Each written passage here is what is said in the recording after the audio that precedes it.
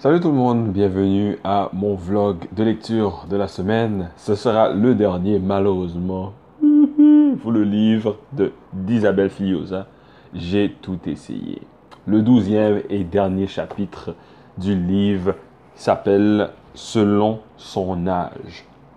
Donc, dans ce chapitre-là, l'auteur Isabelle Filiosa parle de différentes situations qui se passent, comme le titre le dit, selon l'âge de l'enfant.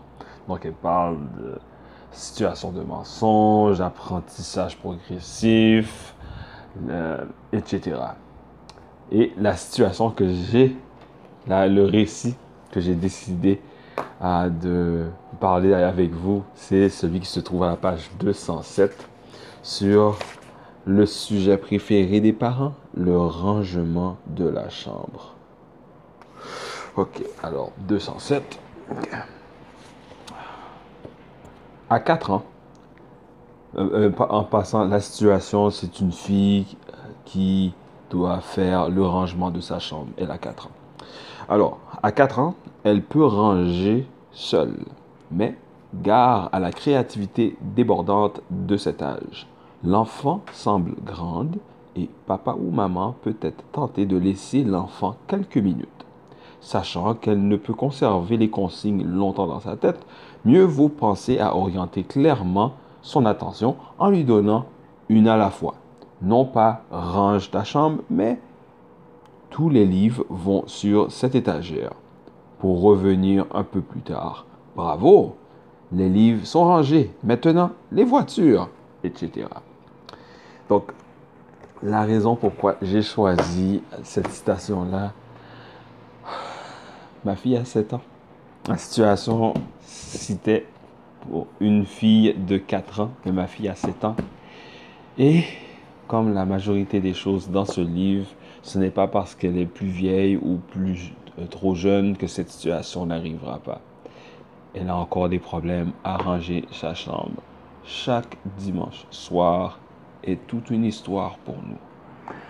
Alors, la raison pourquoi, c'est que après avoir lu ça, j'ai décidé de prendre ces stratégies-là avec elle.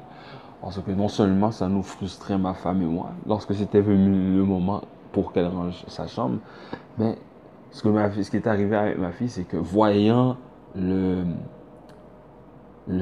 débordement de rangement qu'elle devait faire dans sa chambre, souvent ma fille pleurait quand ça arrivait. Alors, ce que j'ai décidé de faire, c'est d'utiliser cette tactique-là en lui disant, bon, commence par exemple, des linges sales un peu partout dans la chambre, mélangés avec des jouets, patati patata. Alors, je dis, commence par les linges sales. Où vont les linges sales d'habitude? Est-ce qu'ils vont par terre, sur ton lit? Où ça? Elle me répondra à ta linge sale. Ok, alors, occupe-toi dans des linges sales. Je te donne environ 15 minutes. Et je reviendrai dans 15 minutes où tu me diras quand tu auras fini. Non, c'est la première fois que j'ai essayé, j'ai dit je reviendrai dans 15 minutes. Et puis, 15 minutes plus tard, je revenais. Si, même si elle n'avait pas réussi de tout mettre, je la félicitais pour ce qu'elle a réussi, ce qu'elle a mis dans la boîte à la salle, et je lui donnais 5 minutes supplémentaires pour mettre le reste. Okay. Alors, une fois ça s'était terminé, nous passions aux jouets qui devaient être dans des boîtes, dans des caisses spécifiques. Alors, je disais, bon, maintenant, je te donne 15 minutes pour ranger tous les jouets qui vont dans la caisse. Et ce que j'ai remarqué, non seulement ça aidait, le fait de simplifier, de mettre une tâche à la fois, ça aidait ma fille non seulement pour diminuer le fait qu'elle avait plein de choses à faire dans sa chambre pour ranger sa chambre, mais aussi que ça devenait un jeu pour elle. Donc plus on avançait, plus elle prenait confiance en elle et plus elle ne prenait même pas les 15 minutes que je lui donnais pour ranger ces jouets-là. Donc oui, peut-être la première tâche prend 15 minutes, le temps qu'elle se calme, qu'elle cesse ses jeux et tout ça, et qu'elle rentre dans la tâche à faire.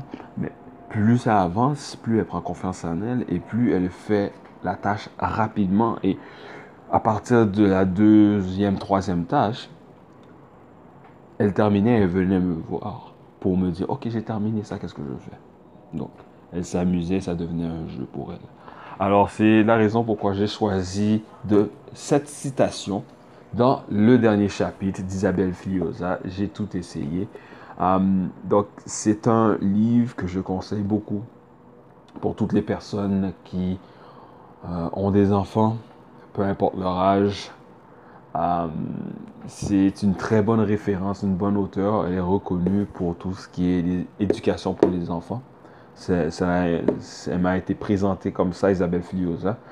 Et puis, je me suis vraiment rendu compte que malgré que ma fille est plus vieille, que l'âge du livre qui couvre la période de 1 an à 5 ans, il y a beaucoup de choses que ma fille fait encore qui, que le livre ne considère pas qu'elle devrait faire, mais qui donne des bonnes tactiques ou des bonnes pistes pour savoir comment réagir lorsque ces situations-là arrivent. Alors, à conseiller fortement. Merci beaucoup, Madame Filiosa, pour ce livre-là. J'ai beaucoup appris. Et puis, j'ai hâte de lire le prochain. Par contre, avant de lire le prochain qui s'appelle Il me cherche, qui couvre une autre période d'âge, il y a le livre Rebound de Peter Park que je suis en train de lire, qui est vraiment, vraiment intéressant. Donc, je prendre une petite pause point de vue éducation pour les enfants pour rentrer dans le conditionnement physique, la santé au complexe, que ce soit les exercices, l'alimentation et tout ça que je veux faire avant de continuer avec Il me cherche. Merci beaucoup. Bonne journée.